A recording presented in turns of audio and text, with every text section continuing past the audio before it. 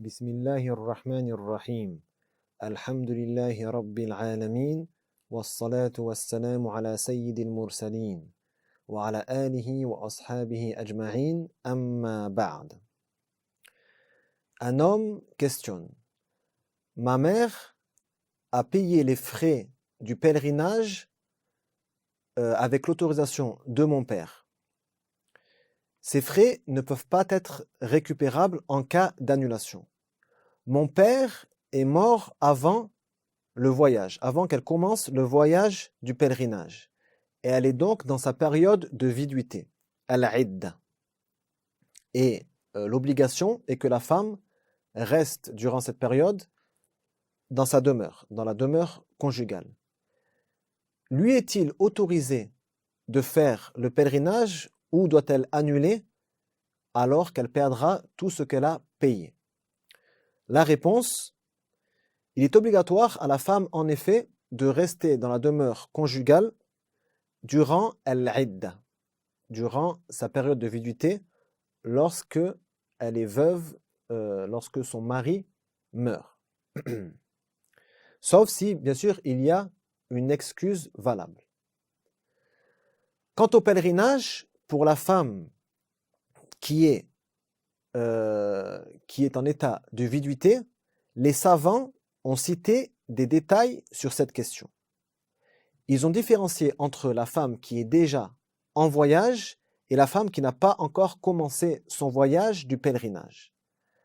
Par exemple, dans l'école Hanafite, ils sont d'avis que si la femme s'est éloignée de sa demeure, s'est éloignée de sa ville, d'une distance de plus de 3 jours de marche, dans ce cas-là, elle n'a pas l'obligation de revenir et elle peut continuer de faire son pèlerinage. C'est-à-dire, si son mari meurt alors qu'elle est à une distance de 3 jours de sa ville ou de son village, elle n'a pas l'obligation de revenir. Les Malikites voient que c'est une distance de 4 jours.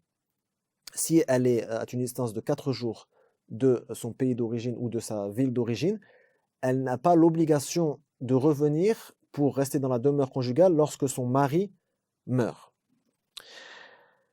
Quant à l'école Shafi'ite, ils voient qu'elle n'est pas obligée de retourner chez elle tant qu'elle a commencé à faire le voyage.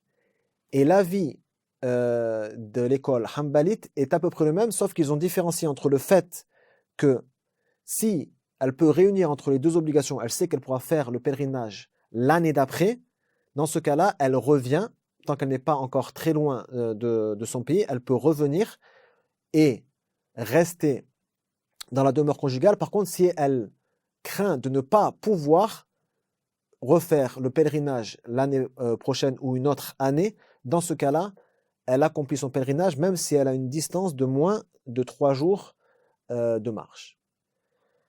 Dans le cas concerné, cette femme avait l'autorisation de son mari pour faire le pèlerinage alors qu'il était encore en vie.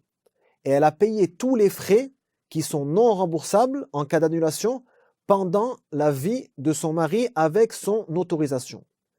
Donc, dans ce cas-là précis, c'est vraiment une grosse difficulté pour elle si elle annule et qu'elle perd tout l'argent qu'elle a payé pour faire le hajj, car les prix du pèlerinage sont vraiment très excessifs. Donc dans ce cas-là, l'avis choisi par Dar al-Ifta al-Misriya, c'est que elle peut faire son pèlerinage. Elle est considérée comme étant déjà en voyage à cause de la très grosse difficulté qu'il y a dans l'annulation de ce pèlerinage et du fait qu'elle ne pourra peut-être jamais le refaire. Et en plus, le pèlerinage est un pilier de l'islam, alors que le fait de rester dans la demeure conjugale durant la période de viduité, c'est une obligation. Et dans ce cas-là, on fait passer le pilier, la plus grosse obligation, la grande obligation, avant l'obligation moindre. Wallahu a'lam, Allahumma salli wa sallim ala nabiyyina Muhammad.